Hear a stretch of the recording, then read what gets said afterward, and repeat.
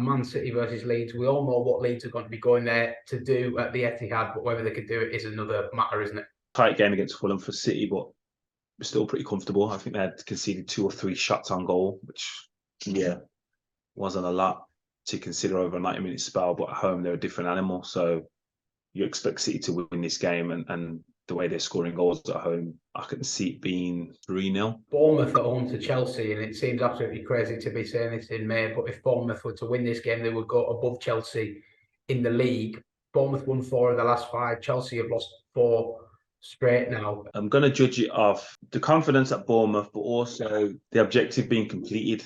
They're safe. They're staying in the league. That was their goal, regardless of where they finish. Their goal was to stay in the league.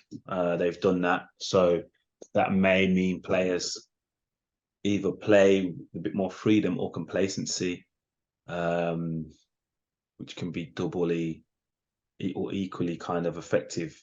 I'm going to go draw. I'm going to say draw 1-1.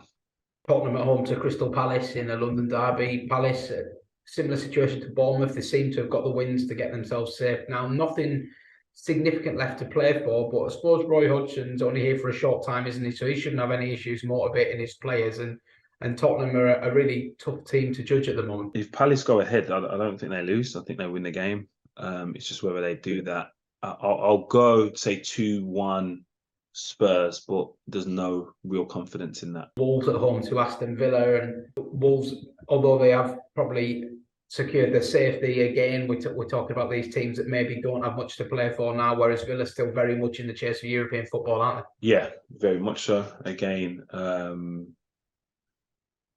tight game against United, but like where they've come from in the last 20 games, I think they're like 2nd or 3rd in the form guide. So remarkable turnaround for Emery. It pains me to say that Villa would be favourites in this game.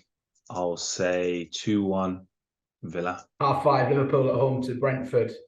Liverpool, slim hopes of sneaking into the top 4. They've kept them going. They're keeping the winning run going, and I suppose they're doing all that they can do. But Brentford are always a stubborn opponent, aren't they? Yeah, definitely. And I see Liverpool doing what they would need to be done in terms of winning their games to get in the top 4. But I don't see United and Newcastle dropping enough points. So yeah, I think that race is over. Tough game this. I think they play similar styles, different players obviously, but similar kind of ways of playing in terms of the direct nature, but efficient to the players they have. I'm going to say 2-2. 4:30 on Sunday is the first game of Sunday, and it's Newcastle at home to Arsenal, probably in terms of the league table anyway, the biggest game of the weekend. But whether Arsenal will be able to produce another impressive performance, and they did beat Chelsea midweek, but everyone's kind of beating Chelsea at the moment, whereas Newcastle at home have been so good, haven't they? Oh yeah, amazing. Arguably one of the toughest places to go this season. And if you rewind back to the start like this, the City draw looks like a great point now. Everyone was saying they've dropped points, but if you're looking at that, it's a good point. So this will be a tough one for Arsenal. A good team with a great atmosphere, that high in confidence. Probably one of 2 teams that are confidently higher than themselves, other than City. So I'm going to say they drop points here and say 2-2. 7 o'clock kickoff on Sunday. It sees West Ham host Man United, and talking about West Ham, just wanting to make sure of safety. It'd be very unlucky if they were to be dragged back into it now, but you want to get as many points on the board as possible, don't you, when it's still mathematically possible? Yeah, I genuinely don't see them as a threat to go down. But it's a tough week, and depending on how the City game goes, I think that impacts the approach. I think if it's a heavy defeat, then you just want to not make that happen again. So the worst thing for United is they lose heavy to Man City. That being said, I will go 2-1 United.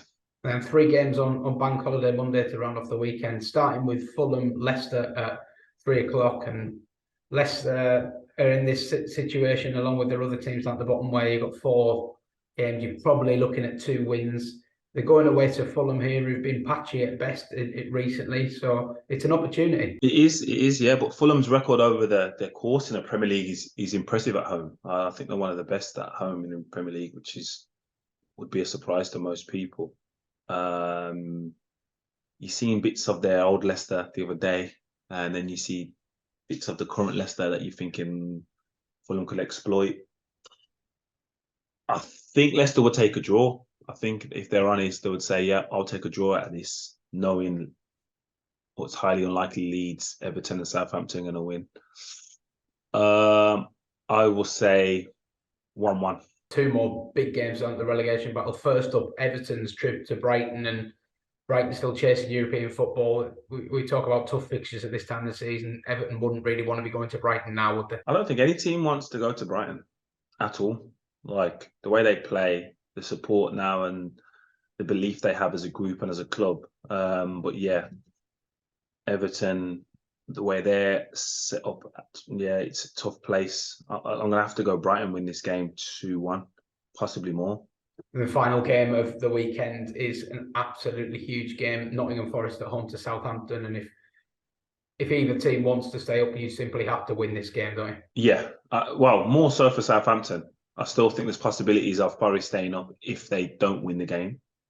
It makes it very difficult for themselves, but I think this is a must win for Southampton. And even if they do, I still don't see them getting out of trouble. This is like semi-final, and then one more win is the final. And I think Forest are aware of that.